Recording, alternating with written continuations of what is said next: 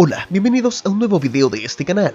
En esta oportunidad les hablaré del polémico debate en nuestro país acerca del verdadero aporte de las mineras privadas al Estado chileno, hecho que toma relevancia cada vez que se dispara el precio de este metal, como ocurre en la actualidad desde hace unos meses en el mundo, al aumentar en al menos un 80% desde mediados del año pasado, aunque últimamente el precio ha estado bastante volátil, pero aún continúa siendo muy bueno para la economía nacional. Sin embargo, esta discusión se torna más candente ahora que nos encontramos en un año y en un ambiente político bastante particular, en pleno proceso constituyente que tendrá como resultado la redacción de una nueva constitución para Chile. Y si esto no fuera poco, las elecciones presidenciales a finales de este año, en el mes de noviembre, si es que la pandemia no dice lo contrario. Y paradójicamente, hace exactamente 50 años, Chile tomó una de las decisiones democráticas más importantes de su historia durante el gobierno de Salvador Allende.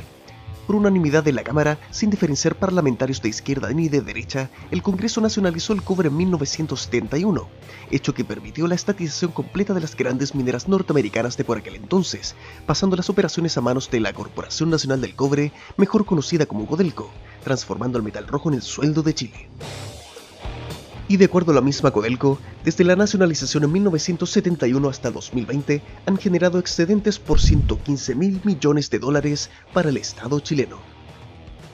No obstante, unos años más tarde, durante el régimen de Augusto Pinochet, se inició el proceso contrario donde se desnacionaliza el cobre, permitiendo la explotación del metal por empresas privadas, sobre todo en los años 90 tras el retorno a la democracia durante los gobiernos de la Concertación, cuando se crearon una serie de incentivos para atraer capitales extranjeros. Y por si no lo sabías, en palabras de Daniel Matamala en su columna del 27 de febrero de 2021 en La Tercera, Codelco fue una de las pocas empresas que los Chicago Boys no pudieron privatizar, debido a la oposición de las mismas Fuerzas Armadas. Los militares protegieron su gallina de los huevos de oro, que por ley les debía entregar el 10% de sus ventas totales, es decir, ni siquiera de las utilidades, y sin importar que tuvieran o no ganancias, debían asegurar este financiamiento como dé lugar. Pero la explotación del cobre es muy diferente en relación a las décadas pasadas, siendo el sector privado quien concentra el mayor porcentaje de producción, con cerca de un 70%, mientras que solo el 30% está principalmente en manos de la estatal Codelco.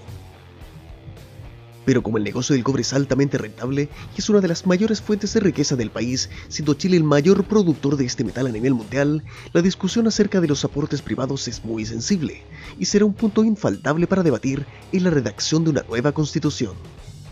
Ahora, en Chile sí existe un sistema impositivo que establece cuánto deben pagar las mineras, pero el problema radica en que estas compañías se acogen a complejos mecanismos tributarios que les permiten reducir impuestos, por lo que finalmente la carga impositiva efectiva, es decir, lo que terminan pagando al Estado, es mucho menor.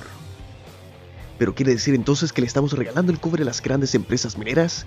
¿Es el cobre en la actualidad el sueldo de Chile o de las grandes transnacionales? Ponte cómodo que te lo contamos aquí, en Un Enfoque Crítico. Pero no olvides darle like y suscribirte activando la campanita para estar al tanto de nuevos contenidos. Y sin más preámbulos, comencemos. Ahora, ¿cuánto aporta el cobre a las arcas fiscales de nuestro país? En 2020, sumando aportes de privados y de Codelco, la explotación del cobre aportó el 5,9% de los ingresos del país según la Dirección de Presupuestos, mientras que en el periodo 2010-2019 esa contribución llegó al 9,6% en promedio, cifras bastante menores a lo esperado como para considerar al cobre como el sueldo de Chile. Sin embargo, en la época del superciclo del cobre, por allá entre el 2004 y el 2014, cuando el precio estaba por las nubes, el aporte a las arcas públicas alcanzó un máximo de hasta un 34,3% en 2006, según la Comisión Chilena del Cobre Cochilco, organismo técnico que asesora al gobierno y depende del Ministerio de Minería, lo que permitió en aquel entonces generar los cuantiosos excedentes del cobre al Estado chileno. Es decir, que a pesar de todos los cuestionamientos de la ciudadanía, cuando el precio del cobre es elevado, innegablemente hay considerables aportes al Estado chileno, como podría ocurrir en este 2021 si se mantuviera esta tendencia o se estabilizaran los precios del metal rojo alrededor de los 3 y 4 dólares la libra. Sin embargo, los aportes podrían ser claramente mayores, considerando además que las exportaciones de cobre corresponden a cerca del 50% de las exportaciones del país, realmente una locura.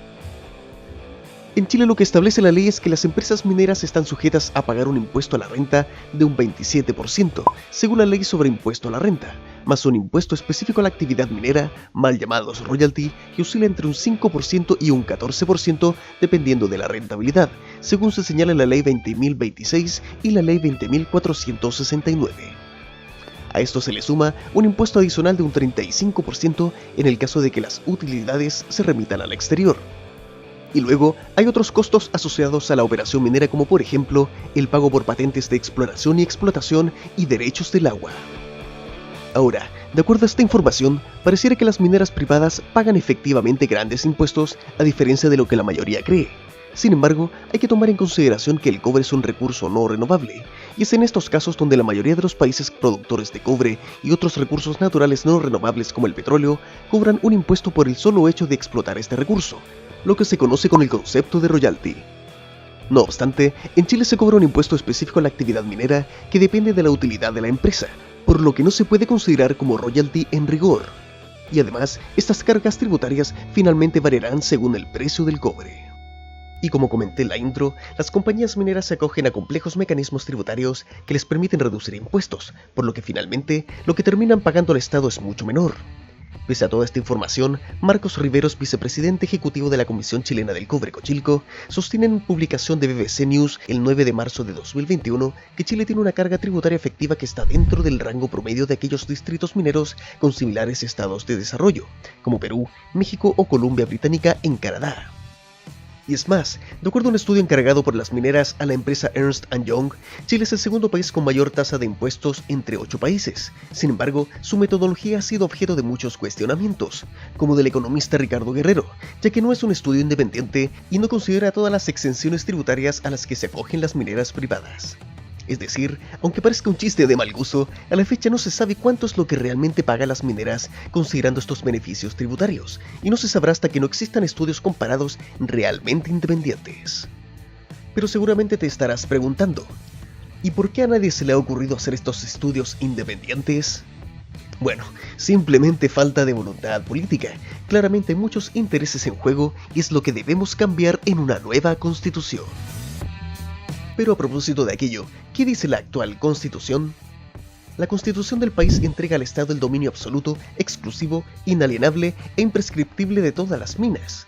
Y no puedes negar que suena súper bonito. Sin embargo, durante el régimen militar en los años 70, fue creada una ley orgánica constitucional que entregó a las mineras privadas una concesión plena sobre la mayor parte de los yacimientos, bajo condiciones muy favorables para estas empresas. Y es más, el Decreto Ley 600, redactado en 1974, que regula la inversión extranjera, le garantizó una invariabilidad tributaria por 20 años desde el inicio de cada inversión. Es decir, según la Constitución, el Estado sigue siendo en teoría dueño del cobre, pero en la práctica ni siquiera puede definir los impuestos que pagarán quienes los extraen, sino que deben negociar cuánto y a cambio de qué están dispuestos a tributar. De esta forma, tanto Lagos en 2005 como Piñera en 2010 tuvieron que negociar tributos específicos con las mineras mal llamados royalty, para que ellas voluntariamente las aceptaran a cambio de extender su invariabilidad, primero hasta 2017 y luego hasta 2025, o incluso más allá, según algunas interpretaciones. Entonces, de acuerdo a esta información, y tal como plantean muchos sectores de la izquierda chilena, ¿será conveniente renacionalizar el cobre y expropiar de esta forma todas las mineras actualmente operativas en el país para obtener mayores ingresos? Hay que tener claro de todas maneras que si bien actualmente Codelco solo representa el 30% de la explotación de este metal, este hecho no guarda relación con una privatización gradual de Codelco, sino que más bien fueron los mismos privados quienes fueron descubriendo y explotando nuevos yacimientos. Por lo tanto, no se puede negar que Codelco no ha sido lo suficientemente competitivo y eficiente como para seguir expandiéndose. Ahora, muchos atacan a la estatal Codelco de ser altamente ineficiente, y aún aparecen personajes de la extrema derecha quienes piden privatizarla. Sin embargo, no se puede negar que parte de la ineficiencia se debe a la ley reservada del cobre, que obliga a pagar a las Fuerzas Armadas el 10% de las ventas totales, y por esta razón hubieron ocasiones donde debieron endeudarse con el Estado chileno cuando las utilidades eran muy bajas, ya que además debían cumplir con un piso de 180 millones de dólares. Ahora, durante el actual periodo presidencial de Piñera, finalmente fue aprobada la derogación de la ley reservada del cobre en 2019 tras 61 años de aplicación, por lo que ese 10% entonces se mantendrá por un periodo de 9 años, disminuyendo desde el año 10 un 2,5% por año hasta llegar a un 0% en el año 12. Pero como ves, el proceso es excesivamente lento, por lo que cuidado con comprarte el discurso de aquellos que quieren privatizar a Codelco sin considerar el daño que ha generado la ley reservada del cobre a esta empresa. Y finalmente, por lo descrito anteriormente, no considero que sea una buena idea renacionalizar el cobre expropiando las empresas privadas, pero es imprescindible discutir un verdadero royalty coherente a las normativas internacionales y verificar de una vez por todas cuánto es lo que actualmente se paga por parte de las mineras privadas, realizando un estudio serio y verdaderamente independiente.